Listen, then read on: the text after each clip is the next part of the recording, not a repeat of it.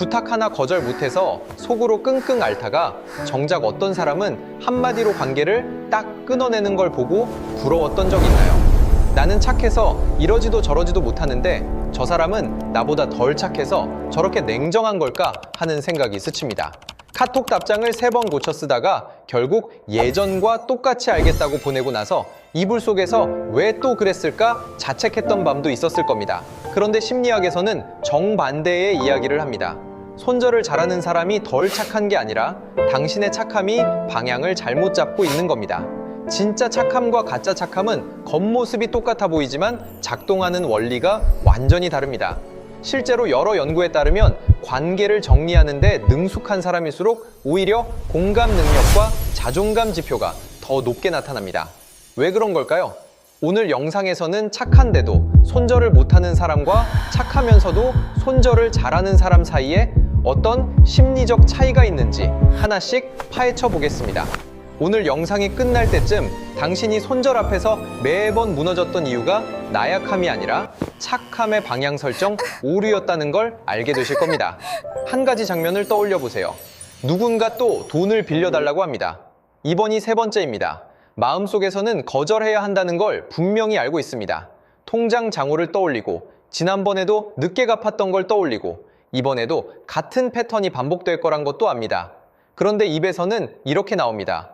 알겠어. 대신 이번이 진짜 마지막이야. 집에 돌아오는 길 내내 자신에게 화가 납니다. 왜 또 그랬을까? 왜 나는 이렇게 만만한 사람일까? 이건 당신이 유독 착해서 벌어지는 일이 아닙니다. 심리학에서는 이런 반응을 동조성이라고 부릅니다. 갈등을 피하고 상대의 요구에 맞춰주려는 성향입니다. 문제는 동조성이 높다고 해서 그 사람이 도덕적으로 더 착한 게 아니라는 점입니다. 동조성은 그저 성격의 한 축일 뿐이고 그 자체로는 선악의 문제가 아닙니다. 그런데도 우리는 거절을 못하는 자신을 보며 나는 착해서 그런 거야 라고 스스로를 위로합니다. 이 위로가 사실은 함정입니다. 왜냐하면 착하다는 자기 인식이 오히려 변화를 가로막기 때문입니다. 거절하지 못하는 이유가 착함이 아니라 갈등에 대한 두려움일 수 있다는 걸 인정하지 않으면 평생 같은 자리에서 맴돌게 됩니다. 매번 손해를 보고 매번 후회하고 매번 나는 착해서 어쩔 수 없다는 같은 결론으로 돌아오는 겁니다. 두 번째는 손절을 가로막는 진짜 정체, 죄책감의 오작동입니다. 관계를 정리하려고 마음먹는 순간 머릿속에 이런 목소리가 울립니다. 그 사람도 사정이 있었을 거야. 내가 너무 매정한 거 아닐까? 그동안 나한테 잘해준 것도 있었는데 이 목소리 때문에 결심은 매번 흐지부지 됩니다. 메시지를 썼다 지웠다 반복하고 결국 아무 말도 못하고 예전처럼 다시 연락을 받아줍니다. 여기서 중요한 사실이 있습니다. 죄책감은 내가 진짜 잘못했을 때만 느껴지는 감정이 아닙니다. 뇌는 관계가 끊어질 위협 자체를 위험 신호로 처리합니다. 원시 시대에는 무리에서 떨어져 나가는 것이 곧 생존의 위기였기 때문입니다. 부족에서 배제된 개체는 맹수의 먹잇감이 되기 쉬웠고 식량을 나눠 받지 못했습니다. 그래서 인간의 뇌에는 관계가 끊어지려는 낌새만 느껴져도 경보를 울리는 오래된 회로가 남아 있습니다. 아무 잘못을 하지 않았는데도 관계를 정리하려는 시도만으로 뇌는 경보를 울립니다. 문제는 이 경보와 실제 도덕적 판단을 구분하지 못하는 데 있습니다. 손절을 잘하는 사람들은 이 둘을 명확히 구분합니다. 죄책감이 느껴진다고 해서 그것이 곧 내가 잘못하고 있다는 증거는 아니라는 걸 이해하고 있는 겁니다. 이건 그저 오래된 뇌가 보내는 잡음일 뿐이고 잡음과 신호를 구분할 줄 아는 사람만이 죄책감을 느끼면서도 결단을 내릴 수 있습니다. 세 번째는 우리가 손절을 자꾸 미루게 만드는 계산착오입니다. 하나만 물어보겠습니다. 지금 정리하고 싶은 그 관계에서 앞으로 1년 동안 당신이 쏟을 감정과 시간을 전부 더하면 얼마나 될까요? 대부분은 이 계산을 해본 적이 없습니다. 대신 과거만 계산합니다. 그동안 만난 세월이 몇 년인데 이제 와서 어떻게? 예전에는 진짜 잘 맞았는데 학교 다닐 때 그렇게 붙어 다녔는데 이건 경제학에서 말하는 매몰 비용의 오류와 정확히 같은 구조입니다. 이미 써버린 시간과 감정이 아까워서 앞으로도 계속 써버리는 겁니다. 재미없는 영화를 티켓값이 아까워서 끝까지 보는 것, 맛없는 뷔페에서 본전을 뽑겠다고 배가 아플 때까지 먹는 것과 다르지 않습니다. 이건 누구나 한 번쯤 겪어본 흔한 실수입니다. 그런데 이 오류가 가장 강력하게 작동하는 영역이 바로 인간관계입니다. 왜냐하면 사람과의 시간에는 영수증이 없기 때문입니다. 얼마를 썼는지 눈에 보이지 않으니 계속 밀어 넣어도 손해가 실감나지 않는 겁니다. 과거에 쏟은 정은 이미 지나간 겁니다. 돌려받을 방법이 없습니다. 손절을 잘하는 사람들은 이 매몰 비용의 함정에서 일찍 빠져나옵니다. 그 관계가 지금 내게 무엇을 주고 있는가로 기준을 바꿉니다. 과거의 정이 아니라 현재의 가치로 관계를 평가하는 겁니다. 이건 단 냉정한 게 아니라 계산을 똑바로 하는 것뿐입니다. 이미 손해본 것에 더 이상 손해를 얹지 않겠다는 지극히 합리적인 판단입니다. 네 번째는 착함의 방향에 관한 이야기입니다. 진짜 착함과 가짜 착함을 가르는 가장 결정적인 질문은 이겁니다. 그 친절이 상대를 위한 것인가? 아니면 나의 불안을 잠재우기 위한 것인가? 거절했을 때 상대가 실망할까봐 두려워서 베푸는 친절은 사실 상대를 위한 게 아닙니다. 내 안의 불안을 잠재우기 위한 행동입니다. 상대의 표정이 굳는 걸 보기 싫어서 어색한 침묵이 두려워서 승낙하는 것뿐입니다. 반면 진짜 착한 사람은 상대의 감정을 살피면서도 자신의 감정을 무시하지 않습니다. 상대가 서운해할 걸 알면서도 거절할 수 있는 사람. 이 사람은 관계보다 자신이 덜 중요하다고 느끼지 않습니다. 심리학에서는 자기 자신의 필요를 존중하면서 타인에게도 친절할 수 있는 상태를 건강한 이타심이라고 부릅니다. 이건 이기심과 다릅니다. 나를 지키는 동시에 상대도 존중하는 태도입니다. 이기심은 상대를 무시하는 것이고 건강한 이타심은 나와 상대 둘 다를 고려하는 것입니다. 착함이 나를 소모시키는 방향으로만 흐르고 있다면 그건 진짜 착함이 아니라 두려움이 친절이라는 가면을 쓰고 있는 것뿐입니다. 당신이 매번 나 자신보다 상대를 우선하고 그 끝에 늘 지쳐 있었다면 그건 배려가 아니라 방향을 잃은 배려였던 겁니다. 다섯 번째는 감정 노동의 총량에 관한 이야기입니다. 타인의 감정을 잘 읽고 배려하는 사람일수록 하루에 쓸 수 있는 감정 에너지의 총량이 정해져 있습니다. 배터리와 같습니다. 아침에 완충된 상태로 시작해서 사람을 만날 때마다 조금씩 닳습니다. 이 에너지는 무한하지 않습니다.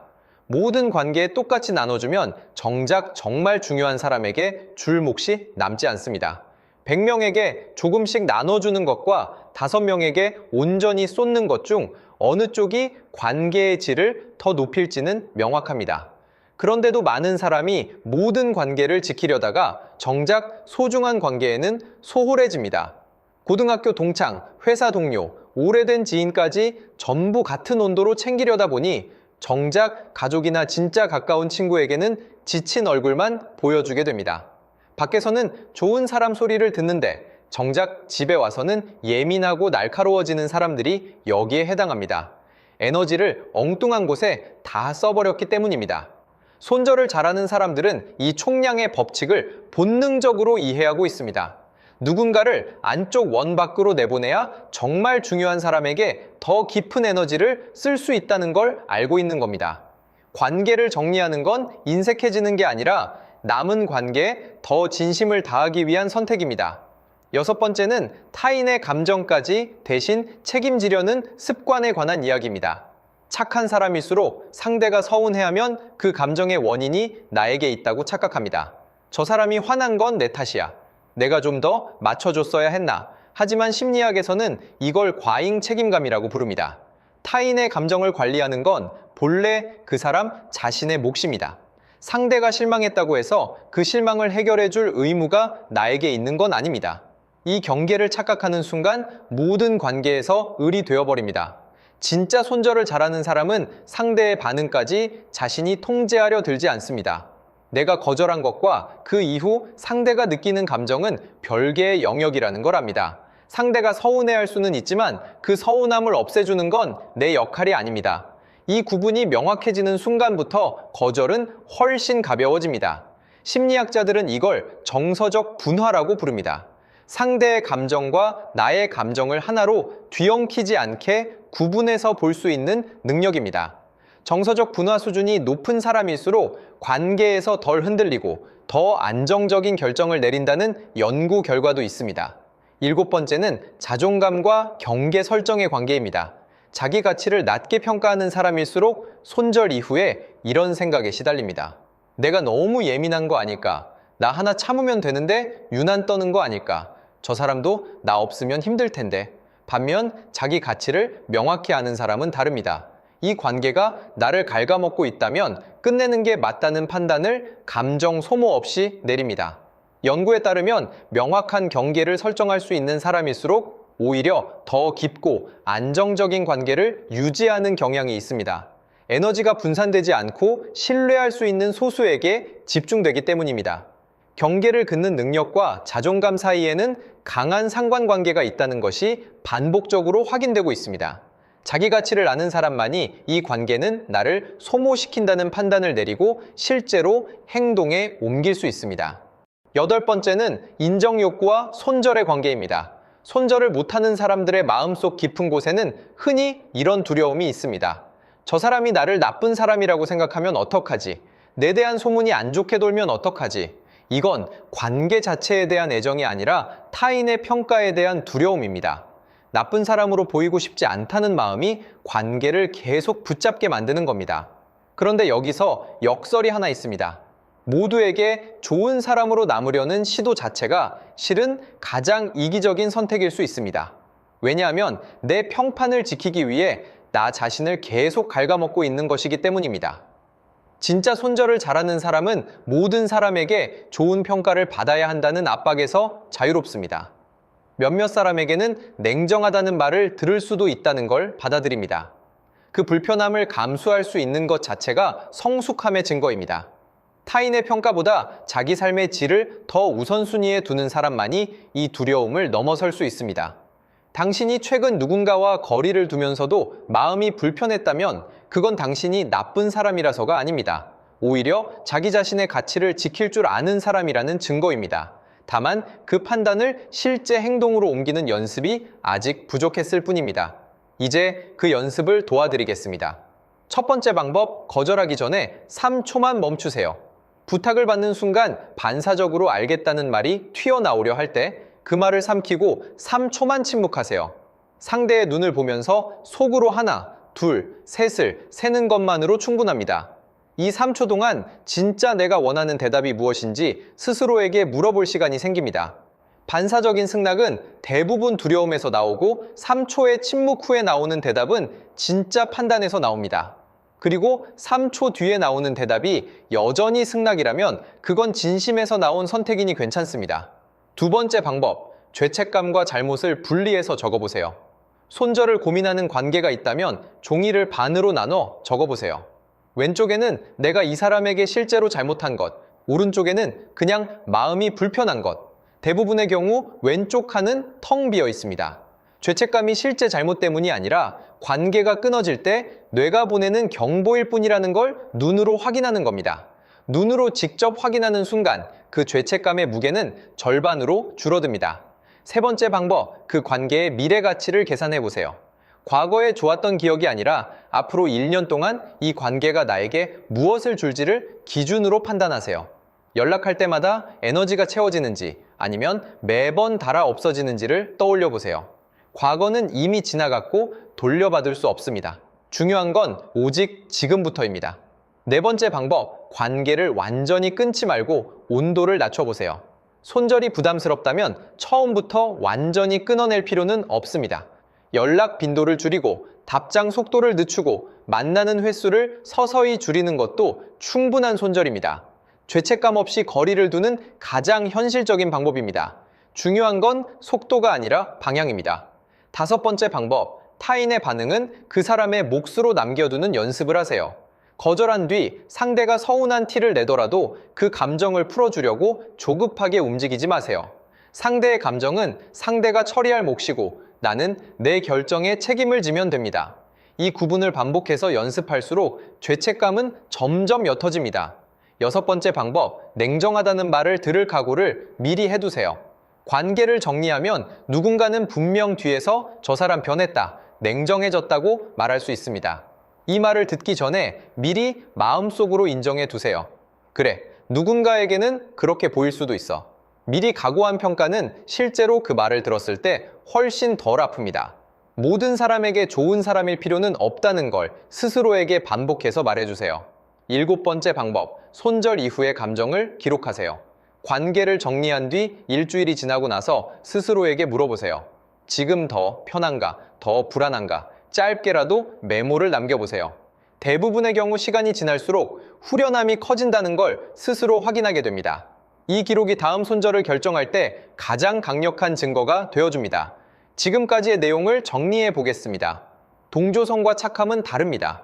거절하지 못하는 건 도덕성이 아니라 갈등에 대한 두려움일 수 있습니다. 죄책감은 잘못의 증거가 아니라 관계가 끊어질 때 뇌가 보내는 경보일 뿐입니다. 매몰 비용의 함정에서 벗어나 관계를 과거가 아닌 현재의 가치로 평가하세요. 진짜 착함은 나를 소모시키지 않으면서 타인을 배려하는 것이고, 감정 에너지는 총량이 정해져 있기에 소수에게 집중하는 것이 오히려 더 큰 친절입니다. 타인의 감정은 타인의 몫이라는 걸 기억하세요.